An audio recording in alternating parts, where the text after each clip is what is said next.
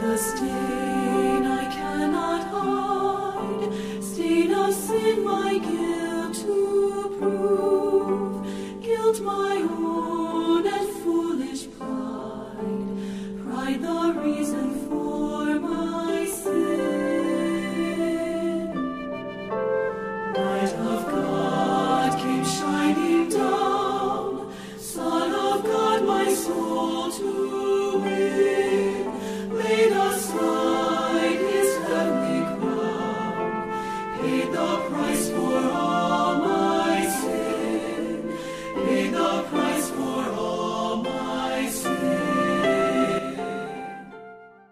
찾으셨으면 읽겠습니다. 시작.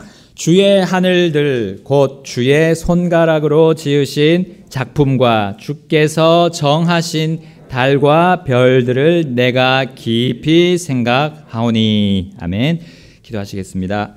하나님 아버지, 오늘 주신 이 말씀에 저희들이 생각을 다하고 마음을 다할 수 있도록 하나님 붙잡아 주옵소서.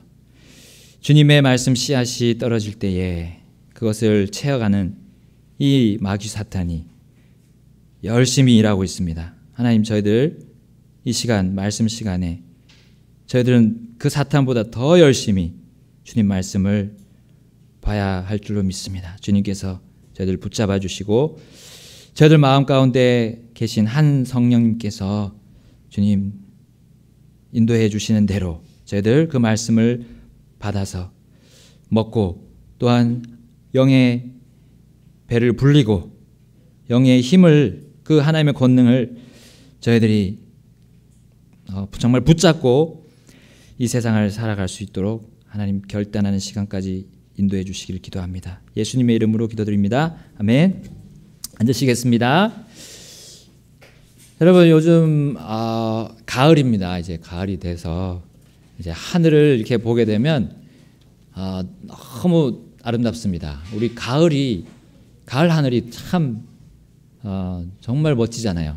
아름답고 색깔도 색깔이지만 그 구름과 이렇게 매치가 되는, 구름과 이렇게 같이 보여지는 그 하늘이 너무나 아름답습니다. 오늘도 제가 저기 어디 바깥에 갔다가 오는데 이렇게 길다란 뭐 이렇게 구름 같은 건 없고 그냥 우리 자연스러운 그런 구름이 하늘에 쫙 껴져 있는데 너무 아름다웠습니다. 이렇게 사진을 좀 찍으려고 했는데 그 전깃줄이 막 지나가가지고 전깃줄을 피해서 찍기가 좀 힘들더라고요. 그래서 못 찍었는데 여러분, 하늘을 좀 봐야 할 때가 많습니다. 특히 요즘은 너무 우리가 이 코로나 시대를 살아가는데 너무 땅만 보고 우리 사람들 안에서 일어나는 일들만 보니까 너무 더 답답한 것 같아요. 입도 막혀 있고 하니까. 우리 하늘을 이렇게 한번 좀 많이 봐야 될 것 같습니다. 그래서 오늘 주제 말씀이 주의 하늘들 곧 주의 손가락으로 지으신 작품을 깊이 생각하오니라는 이 제목으로 오늘 시편 8편을 중심으로 보도록 할 텐데요. 다윗의 이 생각과 그의 이 삶의 시선, 그리고 그가 인생길을 걸어갈 때 그 주된 발걸음이 무엇을 향했고 누구를 향했는지를 오늘 본문이 참 잘 보여주고 있습니다. 그의 시선은 가장 높은 곳에 계신 하나님을 보았습니다. 그래서 8편 1절에 보게 되면 오 주 우리 주여 라고 부르짖고 있어요. 그래서 주의 이름이 온 땅에 어찌 그리 뛰어나신지요. 그리고 주께서 주의 영광을 하늘들 위에 두셨다라고 간증하고 있습니다. 여러분, 예레미야도 그렇게 외치고 있어요. 예레미야 애가서의 3장 41절에 우리가 우리의 마음과 손을 다 같이 하늘들에 계신 하나님께 들어 올리자라고 하고 있어요. 또 우리의 예수님도 말씀하셨죠. 우리에게 기도하는 그 방식에 대해서 말씀해 주셨어요. 너희는 이런 식으로 기도하라 하시면서 가장 먼저 뭐라고 말씀하셨어요? 하늘에 계신 우리 아버지여, 아버지의 이름이 거룩히 여겨지게 하옵시며 라고 했어요. 하늘에 계신, 하늘들 위에 계신 하나님, 그리고 하나님의 그 영광이 거기 하늘들 위에 있다는 거, 그것을 우리가 좀 기억할 필요가 있는데, 그렇게 하려면 물론 우리가 마음으로 생각할 수 있지만, 마음으로 깊이 생각할 수 있지만 또 하늘을 볼 때가 필요하다는 겁니다. 하늘은 바울이 가본 바로 그 하늘은, 우리가 쳐다봐야 될 그 하늘은 파란 하늘을 넘어서, 그 어두운 검은 하늘을 넘어서 최고의 높은 하늘을 얘기합니다. 우리 바울이 가봤어요. 거기를 셋째 하늘이라고 불리고 있습니다. 고린도후서 12장 2절에 바울이 그렇게 말하고 있어요. 내가 그리스도 안에 있는 한 사람을 알았는데 그 사람은 14여 년 전에 셋째 하늘로 채여 올라갔느니라 했어요. 자, 여기 그리스도 안에 있는 한 사람, 바로 자신을 얘기하는 건데 둘러서 얘기하고 있습니다. 예. 자신이 그렇게 대단한 사람이 아니라고, 그는 자신을 낮추는 표현이었죠. 그 사람은 바로 바울이었고 셋째 하늘을 그가 갔다 왔습니다. 물론 거기서 있었던 모든 일들에 대해서, 그가 본 것에 대해서 말을 할 수 없도록 하나님이 금지시켰어요. 바울은 금지시켰죠. 자, 그는 거기서 주님의 왕좌를 보았을 것입니다. 그리고 거기서 하늘에 대한 다른 모습들을 또한 그는 봤을 거예요. 왜냐하면 다른 사람들은 거기를 올라가서 보는 사람이 있기 때문이에요. 자, 그건 좀 이따 우리가 또 볼 테고요. 자, 우리 다윗은 이 바로 하나님의 왕좌 아래에 있는 하늘들로 시선을 옮겼습니다. 그때는 밤이었고요. 그리고 왜냐하면 그 시선에는 해가 없었어요. 우리 본문 8편 보게 되면요, 3절, 주께서 정하신 달과 별들을 그가 보고 깊이 생각했다라고 또 나옵니다. 그러니까 여기 해가 안 나오는 걸 보니까 그가 밤에 하늘들을 바라보면서 정말 하나님이 온 땅에 이렇게 뛰어나시구나라고 간증하고, 그는 선포하고, 그리고 찬양할 정도로 그는 그 하늘들이 너무나 그 마음속에 큰 감동으로 다가왔던 겁니다. 여러분, 우리도 오늘 그 바로 하늘들을 한번 생각해 봅시다. 성경에서 말하는, 또 하나님께서 가르쳐 주시는 하늘에 대해서 우리는 좀 더 깊이 있게 보고자 합니다. 자, 우리 저 하늘들에 대해서 하나님은 하나님의 손가락으로 지으셨다 했습니다. 손가락으로. 물론 또 다른 말씀에, 베드로 후서의 말씀에는 하나님의 말씀으로 지으셨다고도 말합니다. 어쨌든 하나님께서 그 손가락으로 만드셨다는 것은 하나님의 영광이 그 하늘들에 더 다른 만물들에 비해서 더 더해졌음을, 가미가 되었다는 것을 우리는 의미하고 있어요. 다윗은 하늘들을 또한 작품이라고 표현하고 있죠. 오늘 본문의 작품, 여러분 미술 작품을 우리 볼 때 그 작품을 극히 바라보면서 감상하잖아요. 저 작가의 의도가 뭔가. 우리는 깊이 있게 그걸 면면을 살핍니다. 마치 그렇게 다윗은 하늘들을 그렇게 그 면면을 떠올리면서 보았어요. 자, 다윗은 그렇게 하늘들을 관찰하면서 어떤 생각을 했을까요? 자, 하나님을 잘 모르고 하나님을 거부하는 사람들이 생각하는 점성술사처럼, 점성술을 하는 것처럼 그 달과 별들이 복과 저주를 주는 그런 것으로 인식하면서 생각했을까요? 그리고 12별자리를 막 하면서 점을 치면서 그런 생각을 했을까요? 아니면 꿈꾸는 자들처럼 저 달과 별들로 가서 여기 지구가 너무 비좁으니까 식민지 한번 만들어 보자 하면서 그걸 어떻게 건설할까, 그렇게 생각했을까요? 아니면 블랙홀이나 웜홀이라고 불리는 그런 곳에 들어가서 시간 여행을 하면 얼마나 재밌을까, 그런 걸 생각했을까요? 저는 결코 아니었다고 생각합니다. 믿습니다. 그가 하늘들을 보면서 생각하는 것은 헛된 그런 상상들이 아니었어요. 우상 숭배를 하고자 함도 아니었고, 바로 다윗 앞세대가 전달해준 하나님께서 창조하신 그 하늘들, 하나님께서 그들에게 주신 그 진리, 하늘에 대한 진리를 그는 떠올렸을 것입니다. 그리고 그들의 증언이 정말 맞구나 하면서 손뼉을 치면서 감동하지 않았을까, 저는 믿습니다. 저 하늘로 인해서 하나님을 더욱 깊이 묵상하게 되고 더 하나님을 깨닫게 되고, 하나님이 이런 분이시구나 하는 걸 더 알아가면서 감사했던 거예요, 다윗은. 그래서 이렇게 말하잖아요. 오 주 우리 주여, 주의 이름이 온 땅에 어찌 그리 뛰어나신지요 하고 시편 8편 1절과 마지막 9절에서 그는 다시 반복하고 있습니다. 자, 이것이 바로 다윗의 노래였고 다윗의 간증이었고 우리에게 또 들려주는 하나님이 만드신 하늘들이 얼마나 뛰어나신 하나님의 지혜와 지식이 그 권능과 영광이 있는지를 우리에게 얘기해 주고 있어요. 자, 다윗은 하늘들을 생각했지만 그 중에 우리가 보고 있는 이 하늘들 중에 파란 하늘도 있잖아요. 그리고 파란 하늘 위로 올라가면 검은 하늘도 있습니다. 네. 자, 그것만을 생각했을까요? 그는 하나님이 이 세상을 창조하셨을 때 그 궁창을 생각했을 겁니다. 창세기 1장 1절에 나오죠. 궁창이 결국은 하나님께서 하늘이라고 부르셨어요. 그리고 궁창의 위에 있는 물, 그리고 궁창 아래에 있는 물을 궁창이 나누었습니다. 네, 물들을 나눴어요. 그리고 그 궁창이 하늘이라고 이름을 하나님께서 부르셨어요. 자, 그 다음에 그 궁창 안에다가 뭘 창조하셨죠? 해와 달과 별들을 만드셨어요. 그리고 그들에게 이 땅을 비추라고 하나님께서 명령하셨고 그들은 이 땅을 계속해서 돌면서 비추고 있습니다. 자, 그리고 그 궁창 하늘이 있지만 그 궁창에서 물들을 나눈 또 하나의 하늘이 있어요. 우리 하늘이 아까 셋째 하늘이 있다 했죠? 첫째 하늘, 둘째 하늘, 그리고 셋째 하늘입니다.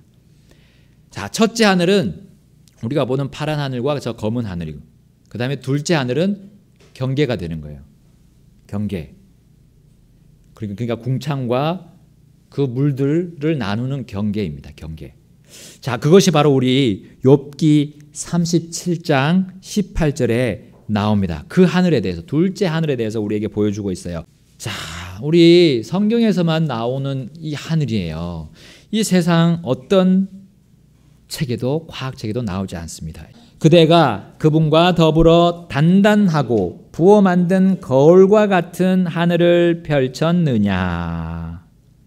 자, 정리하자면요, 창조 때부터 지금까지의 궁창은, 궁창이라고 하는 하늘은 공간적 개념의 하늘이에요. 공간, 빈 공간. 그리고 궁창 위의 물들과 그 궁창에서 나누는 그 하나의 또 하늘이 바로 여기서 나오는 다른 종류의 또 하나의 이 하늘인데요. 이 하늘의 재질을 한번 봅시다. 재질. 단단합니다. 그 특징이 단단하고요. 그 재질은 마치 부어 만든 거울 같다 했습니다. 부어 만든 거울. 글라스죠. 글라스. 네? 글라스입니다. 그러니까 유리 재질 같은 그런 하늘이란 거예요. 자, 우리 그게 가능할까요? 하늘인데 유리 재질 같은 하늘, 거울 같은 하늘이에요. 이거는 유리라 그러면 우리가 만질 수 있는 거예요. 그렇죠? 자, 우리 저기 롯데월드, 제2 롯데월드에 수족관이 있잖아요. 아쿠아리움. 거기 엄청 큰 수족관이 있습니다. 거기 물을 거기다 다 채워놔도 뚫리지 않을 만큼 그 유리가 두껍고 단단하잖아요. 그리고 밀봉을 딱 해가지고 해서 방수가 처리가 잘 되어 있어서 물이 나오지 않습니다. 자, 사람도 그렇게 할 수 있는데 하나님은 그렇게 못할까요? 자, 얼마나 강력한 물질이 이 유리입니까? 방탄유리도 있잖아요. 우리가 방탄유리 얼마나 강합니까? 쉽게 뚫리지가 않습니다. 자, 하나님은 궁창 위의 물들을 막을 수 있는 유리 같은 그런 재질로 충분히 막으실 수 있고 그걸 제작해서 지금까지도 존재하도록 하실 수가 있어요. 자, 구약을 비롯해서 이제 신약에도 바로 그러한 유리 같은 재질의 하늘을 바로 사도 요한이 봤다고 계시록에 우리에게 말씀해 주고 있습니다. 우리 계시록 4장 6절 그리고 계시록 15장 2절에 3번이나 언급되고 있어요. 3번. 그 왕좌 앞에 수정 같은 유리 바다가 있고, 자, 수정 같다고 했습니다. 여기 또 크리스탈 같은 유리 바다가 있다 했어요. 자, 15장 2절에 또 내가 보니 불 섞인 유리 바다 같은 것이 있는데 짐승과 그의 형상과 그의 표와 그의 이름의 수를 이기고 승리한 자들이 하나님의 하프들을 가지고 유리 바다 위에 서서 했습니다. 자, 여기 계시록에 나오는 유리 바다는 유리로 된 바다가 아닙니다. 우리 욥기와 같아야 돼요. 성경은 성경과 같고 모순이 없습니다. 이 유리 하늘을 표현한 화자들이 특별히 사람들이에요. 특히 욥기에 나오는 그 거울 같은 하늘, 단단한, 강한 그 하늘에 대해서 얘기할 때 그 욥의 젊은 친구였던 엘리후가 얘기했어요. 엘리후가 욥에게 얘기하는 거예요. 그러니까 엘리후와 욥이 그 하늘이 있다는 사실을 그 당시는, 지금은 우리가 상식이 아니지만 그 하늘이 있는 것에 대한 상식은 우리가 상식적으로 일반적으로 알려지지 않지만 그 당시에는 상식이었다는 거예요. 궁창 위의 물들을 막을 수 있는 하늘의 단단하고 유리 재질의 거울 같은 그런 것들이 만들어졌음을 그 당시는 너무나 잘 알고 있었던 일반적인 지식이었습니다. 그리고 다윗을 비롯해서 사도 요한이 살던 지난 우리 초세기까지 또 그 단단한 유리 하늘과 같은, 유리가 같은 그런 하늘, 그것이, 그리고 그 위에 물들이 존재한다는 것을 그들은, 사도 요한은 보고 왔고, 그리고 사도 요한은 그것을 성경에 기록했고 하나님께서 남기셔서 우리한테 그 지식을, 하늘에 대한 지식을 알려주셨습니다. 그것이 일반적인 상식, 또 지금 과학자들이 얘기하지 않는다 해서 우리가 뭐 받아들일 수 없는 건가요? 그렇지 않잖아요. 성경에 있는데. 자, 창세기 7장 11절에 또 이렇게 나옵니다. 창세기 7장 11절에 제가 읽겠습니다. 노아의 생애에 600째 해 둘째 달 곧 그 달 17일 바로 그날에 큰 기품의 모든 샘들이 터지고 하늘의 창들이 열리며 비가 밤낮으로 40일 동안 땅 위에 쏟아졌더라. 하늘의 창들 했어요. 여기 창들이 윈도우즈도, 윈도우는 우리 뭘로 만듭니까? 유리로 만들잖아요. 물론 우리나라 옛날에 전통 창호지로 이렇게 붙이기도 했지만 윈도우, 유리 재질이에요. 자, 노아 시대 그전에는 내리지 않았던 비가 쏟아졌습니다. 심지어 40일 동안 쏟아졌어요. 지금도 그만큼 쏟아진다 그러면 이 세상이 물로 꽉 차겠죠. 한 며칠만 와도 홍수가 나고 난리잖아요, 지금. 자, 그때 그런 비가 어떻게 쏟아졌습니까? 하늘의 창들이 열렸어요. 그리고 땅으로 쏟아졌습니다. 마치 수족관에 있던 물을 빼는 구멍을 만들어서 그 물을 빼내듯이 하나님은 그 하늘에 또 창을 만드셔서 궁창 위의 물들을 땅으로 떨어뜨리신 거예요. 결코 그 하늘을 없애서 떨어뜨린 것도 아니고, 그리고 그 위에 물들을 다 빼지도 않으셨어요. 열었고 40일 뒤에 닫으셨어요. 자, 그 위에 물들 역시 다윗의 시에 나옵니다. 시편 148편 4절에 하늘들의 하늘들아, 또 하늘들 위에 있는 물들아, 너희는 그분을 찬양할지어다. 아멘. 노아 시대, 노아를 비롯해서 8명만 제외하고 코에 숲이 있는 모든 생명체가 그 궁창 위의 물들로 인해서, 그리고 땅 밑에 있는 샘의 물로 인해서 다 멸망당했죠. 그렇지만 그 다음 이제 7년 대환란 시기 넘어서 이제 하나님은 마지막으로 하늘들과 땅을 불로 멸한다고 말씀하셨어요. 불로. 자, 계시록 6장 14절에 보면 하늘은 두루마리가 함께 말리는 것 같이 말려 떠나간다 했어요. 그때가 7년 대환란 중입니다. 그리고 베드로후서 3장 12절은 그날에 하늘들이 불이 붙어 해체되고 원소들도 뜨거운 열로 녹으려니와 했습니다. 그러니까요, 그 하늘 거울같이 단단한, 유리같이 단단한, 그리고 거울같이 비치는 그 하늘은 지금도 여전히 존재하는 거예요. 그렇잖아요. 이게 미래의 일이니까요. 그 하늘들이 말려 떠나가고 그리고 불로 해체돼 그 원소가 다 해체될 때 같이 없어지기 전까지는 존재하는 겁니다. 우리가 부인하면 안 돼요. 그러니까 성경이 먼저지 과학이 먼저가 아니라는 거죠. 지금 주류 과학 그게 먼저가 아니에요. 과학자들도 과학이 계속 변한다고 얘기하고 있습니다. 그리고 과학의 논문들이 계속 바뀌고 있어요. 우리 의학도 그렇잖아요. 지금 의학 코로나에 대해서도 여러 가지 견해가 있어요.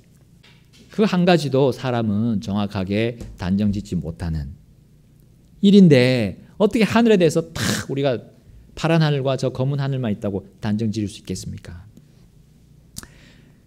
자, 성경을 믿고 성경 기록대로 사는 우리는 몸이 죽어서 갈 수 있는 아직 가보지 않은 하나님께서 계신 셋째 하늘의 실존을 우리 믿잖아요. 그러면 성경에 단단한 하늘이 있다는 거 믿어야 하죠. 그러나 이것에 대해서 반대하고 일부러 알려하지 않는 사람들이 있다고 베드로후서 3장 5절에 나옵니다. 베드로후서 3장 5절. 그들은 이 사실 즉 하나님의 말씀으로 말미암아 하늘들이 예적부터 있었고 또 땅이 물에서 나와 물 가운데 서 있는 것을 일부러 알려하지 아니하느니라. 하나님의 창조에 대한 그 모든 것들을 받아들이지 않는 이런 사람들이 있다는 거예요. 근데 보면 깨달을 수 있는데 보면 쉽게 받아들일 수 있는데 일부러 알려하지 않는 거예요. 일부러 그 단단한 하늘이 있다고 해도 일부러 알려하지 않는 거예요. 그러니까 그거는 아는 거 이상으로 받아들이지 않는 거죠. 믿지 않는 겁니다. 성경으로 우리가 알았다면 이제 그 하늘도 있다는 것을 우리는 믿을 수 있습니다. 결코 하늘에 대한 지식과 생각이 사람들의 상식에 갇히고 속박 속에 있을 필요가 없어요. 파란 하늘 더불어서 우리 에스겔 대언자가 또 환상 중에 올라가서 본 궁창의 그 어두운 검은 하늘 아주 무서운 색깔이라고 표현하고 있습니다. 에스겔은. 그 하늘, 그 검은 궁창 그 이상으로 유리 하늘도 있고 유리로 된 마치 유리 같은 재질로 단단한 하늘도 있다는 것을 성경이 말하는 대로 우리는 믿어야죠. 다윗은 사람의 생각으로 하늘들을 묵상하지 않았다고 저는 확신합니다. 그렇기 때문에 하나님의 그 창조가 얼마나 놀랍고 하나님의 이름이 얼마나 온 땅에 뛰어나신지 그는 그렇게 선포할 수 있었던 거예요. 마음을 다해서 정말. 그래서 그가 마음이 이런 사람들의 생각에 속박에 갇혀가지고 하나님에 대해서 그 지식으로 하나님을 생각하려고 하니까 자유롭지 못한 거예요. 그가 생각하고 그가 누리는 하나님의 그 복들과 그 은혜들과 지식들이 막히는 거예요. 뭔가에 자꾸 막히는데 그게 바로 사람들의 기본적인 일반적인 그런 상식들에 막히는 겁니다. 근데 성경을 보면 성경을 그대로 받아들이면 너무나 놀라운 것들이 자꾸 나오는데 자 이제 하나님께서 만드셨고 지금도 존재하지만 사람들의 상식에서 멀어져 있는 이제 그 하늘에 대해서 조금 더 생각해 봅시다. 욥기 26장 11절에 또 이런 말씀이 있습니다. 하늘에 대해서 그분께서 꾸짖으심에 하늘의 기둥들이 떨며 놀라느니라.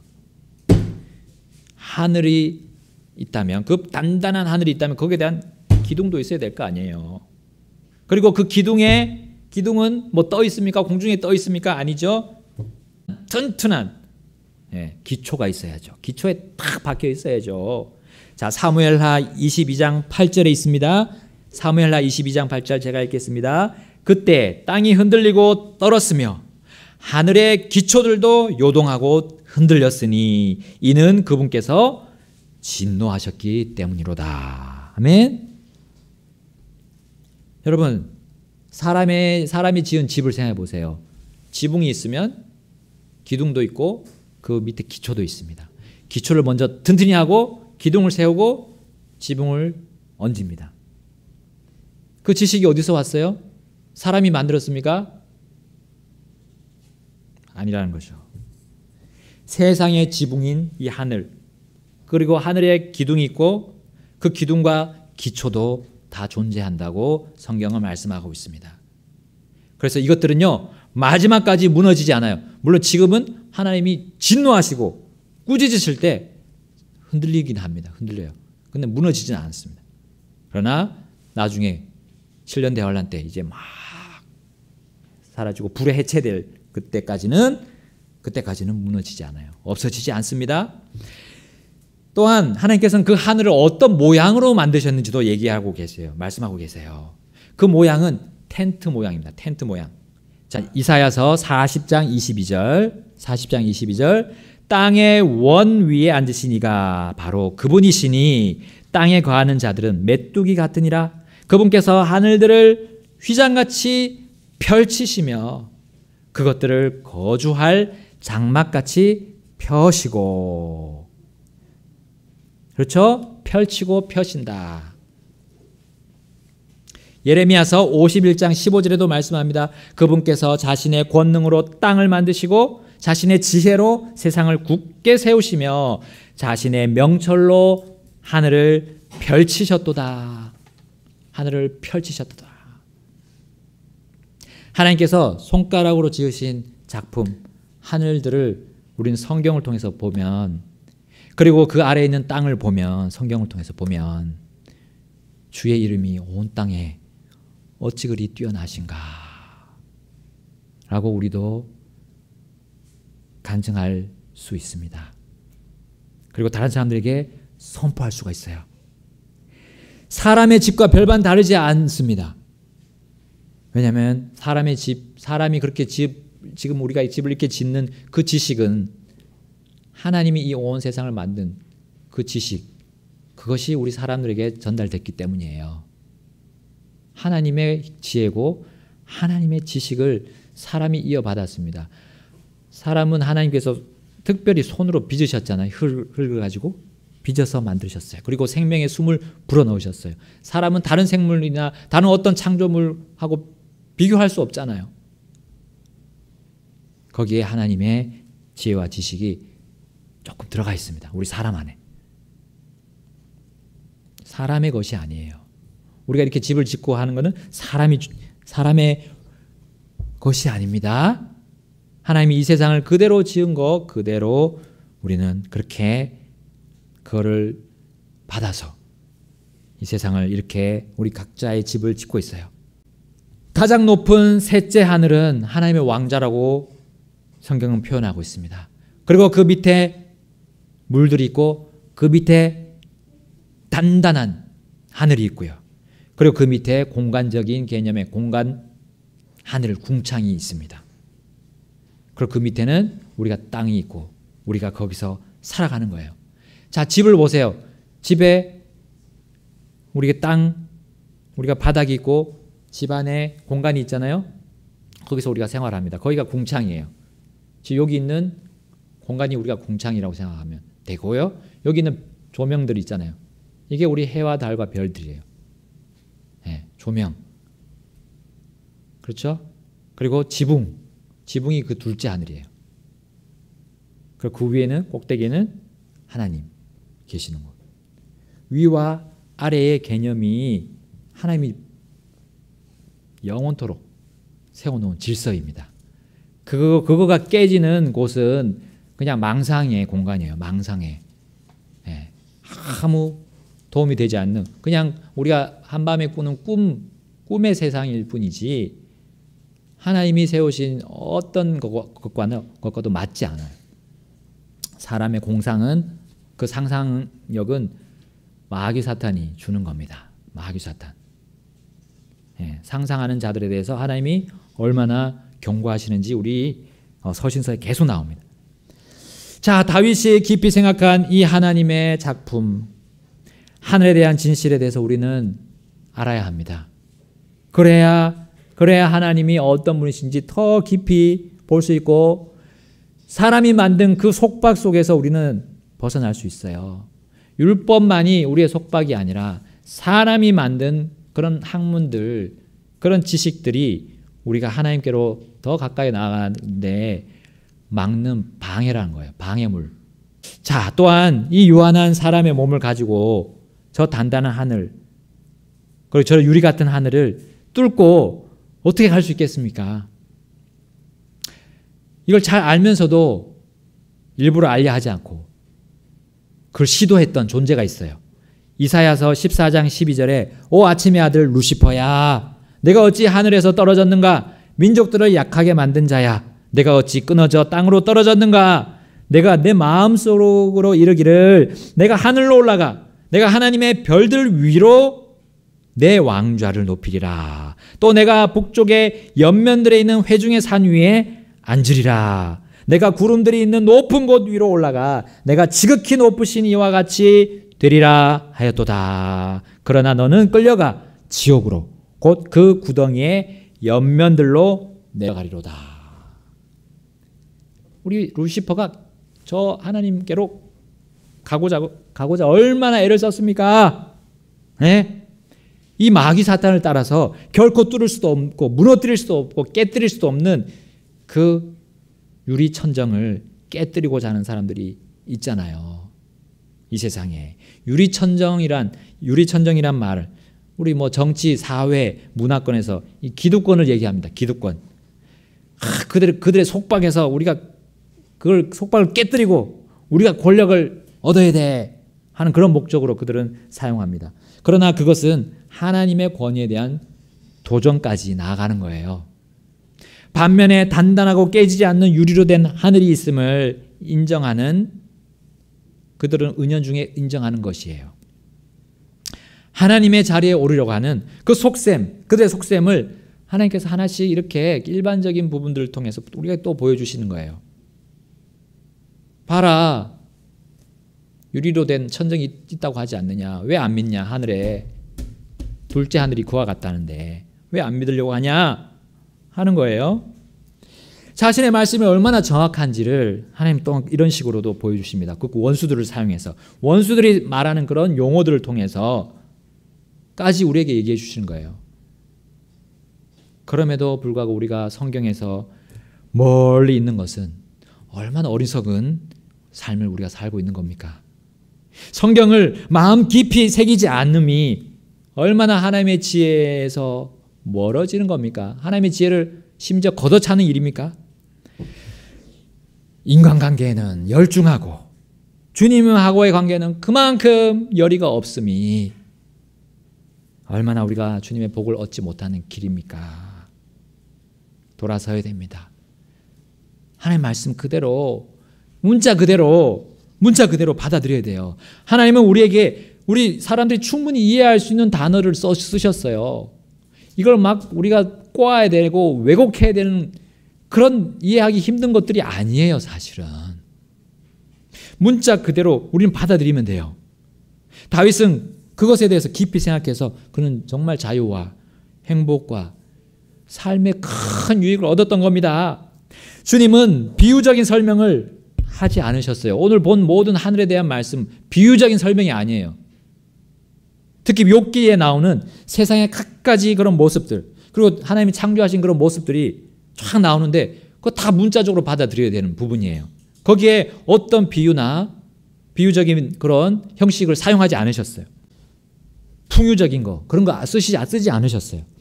우리 갈라디아서 이번에 볼 때 이것은 풍윤이라 하시면서 풍유, 비유라라고 하시면서 거기에 대해서 다 설명해 주시잖아요. 설명. 예수님도 비유에 대해서 말씀하시면서 그것이 뭔지 다 설명해 주셨어요. 그러니까 성경 안에 우리 문자 그대로 받아들여야 되는 거예요. 그런데 그렇지 않고 막 꼬아서 해석하는 사람들은 결국 이단들한테 넘어가는 겁니다. 이단들의 그 거짓말에 그냥 쉽게 그냥 따라가는 거예요. 그런데 성경을 그냥 문자 그대로 있는 그대로 보게 되면 하나님에 대한 그런 확실하고 이해할 수 있는 그런 방법들을, 아주 쉬운 방법들을 다 마련해 놓아 주셨어요. 그러므로 하나님 없이 이어져 온 이 인간의 상식과 사람들의 고정관념, 그리고 사람들의 철학과 과학, 그리고 각종 사상들, 이거를 우리는 성경으로 검증하고 하면 쉬운 거예요.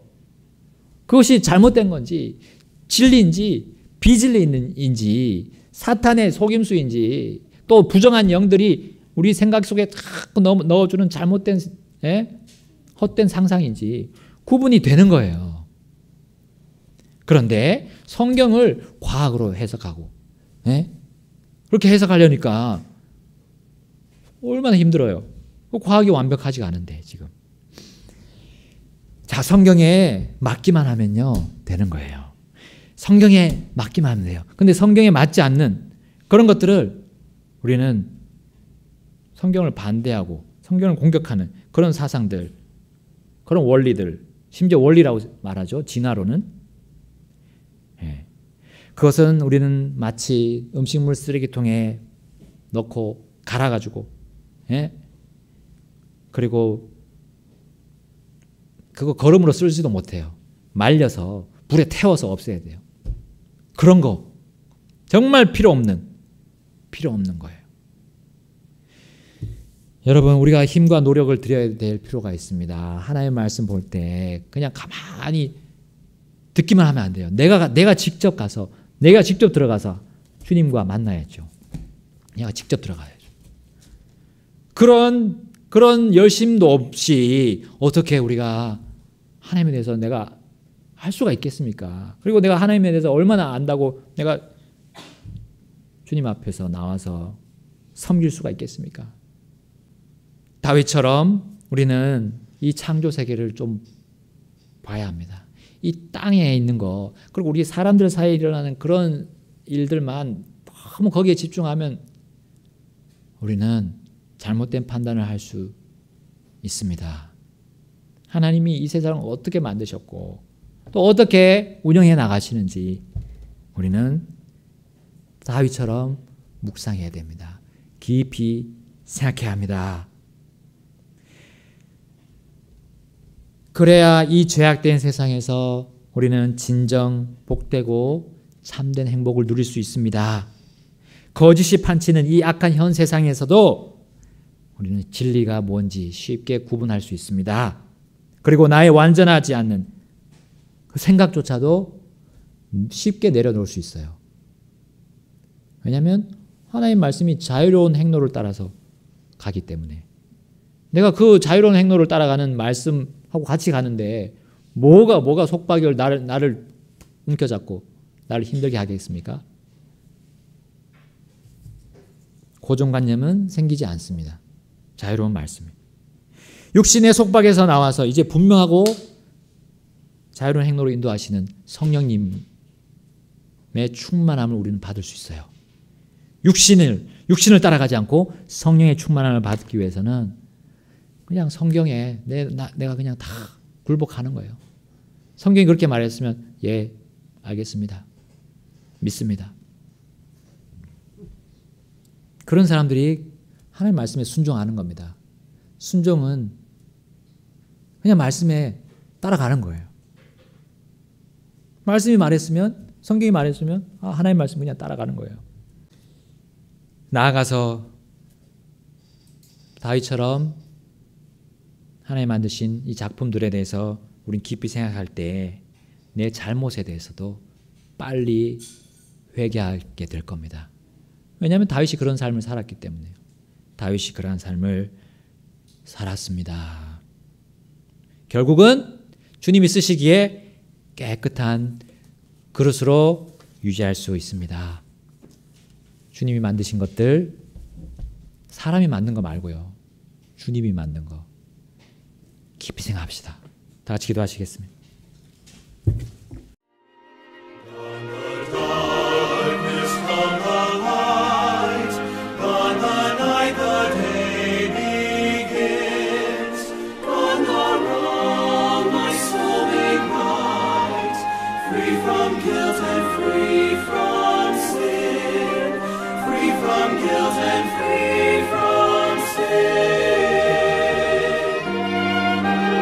Wash me in the